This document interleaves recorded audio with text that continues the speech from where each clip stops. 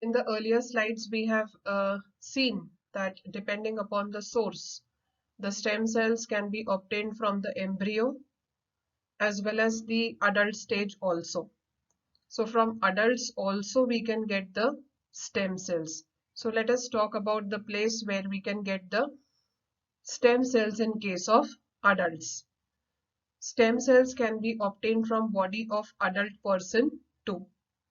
There are three main sources of stem cells in the body of adult person. So what are those three main sources from where we can get the adult stem cells?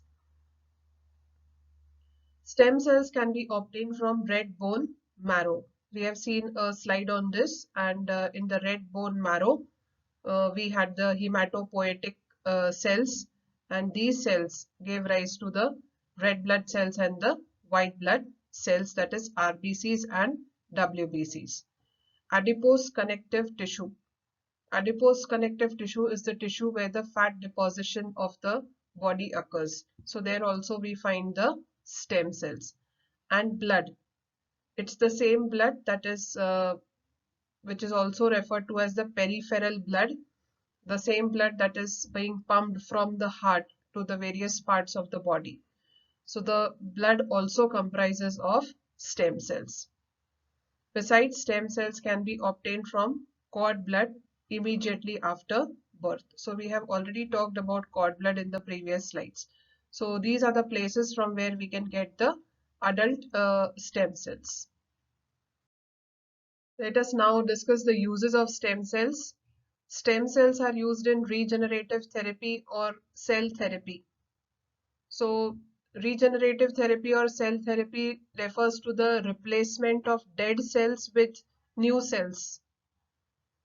So, stem cells are used to replace dead cells in case of diabetes, myocardial infarction. Myocardial infarction in layman's term is referred to as heart attack.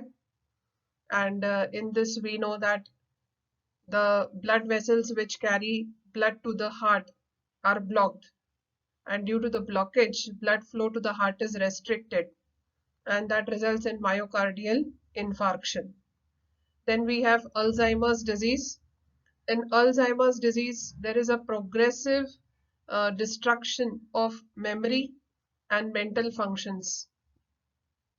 Memory loss and confusion are the two main symptoms of Alzheimer's disease. Along with it, there is difficulty in thinking and understanding. There is disorientation, forgetfulness, lack of concentration, etc. in this particular disease. Then we have Parkinson's disease. Parkinson's disease is a progressive nervous system disorder, and that particularly affects the movements of the body. So in all these diseases, stem cells can be used. Next, to produce blood cells in conditions like anemia, thalassemia, leukemia. So all these three are blood-related disorders. Hence, blood cells can be produced in all these three cases. For example, anemia. Anemia is a decrease in the total amount of red blood cells or hemoglobin in the blood, which results in a lowered ability of the blood to carry oxygen. Now we know that hemoglobin is a protein in the RBCs that carries oxygen. But in anemia, the number of RBCs are reduced, and hence the capacity to carry oxygen also reduces, which eventually results in fatigue, shortness of breath, etc. So this can be treated. Thalassemia. Thalassemia is similar to anemia, and it involves a blood disorder, and there is the normal amounts of oxygen carrying protein, that is hemoglobin, is lowered. But thalassemia, unlike anemia, is a inherited disorder. So thalassemia is an inherited blood disorder. Leukemia. Leukemia is a cancer which starts in the blood forming tissue, usually bone marrow, and it leads to the overproduction of the WBCs that are the part of the immune system of the body to fight against infection. So all these blood-related disorders can be treated. Second, organ transplantation. In case of liver and kidney failure, the organs can be produced with the help of stem cells and the organs can be transplanted. So we have talked about it earlier that the stem cells can be used to produce various cells, tissues, and finally organ uh, at a later stage if the person suffers from any kind of organ failure. So various body parts have been grown using stem cells. Some of them are fallopian tubes, that is oviducts.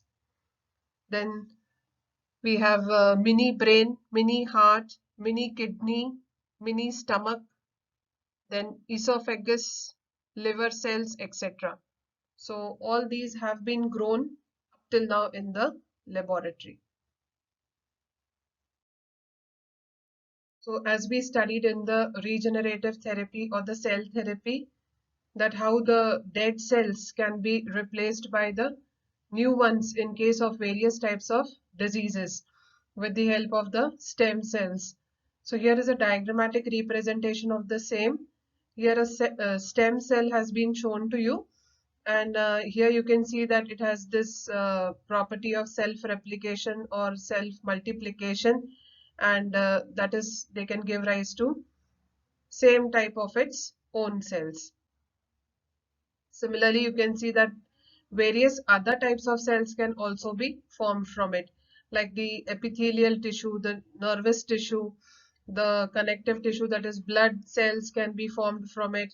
So various different types of cells can be formed from the stem cells.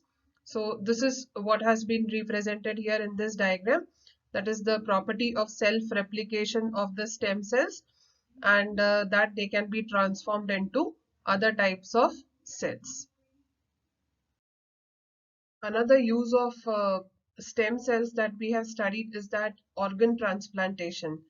So these stem cells, as they have this properties of self-replicating and giving rise to different types of cells, they can be used to generate a complete organ.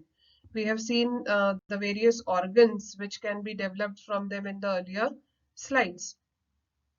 So here also we have a diagrammatic representation, that is these are the stem cells, and we know that when the stem cells are cultured uh, and they are grown in the laboratory and they are given appropriate stimulus or a biochemical trigger, that is in the form of a protein, in that case they start differentiating and they can give rise to different types of cells.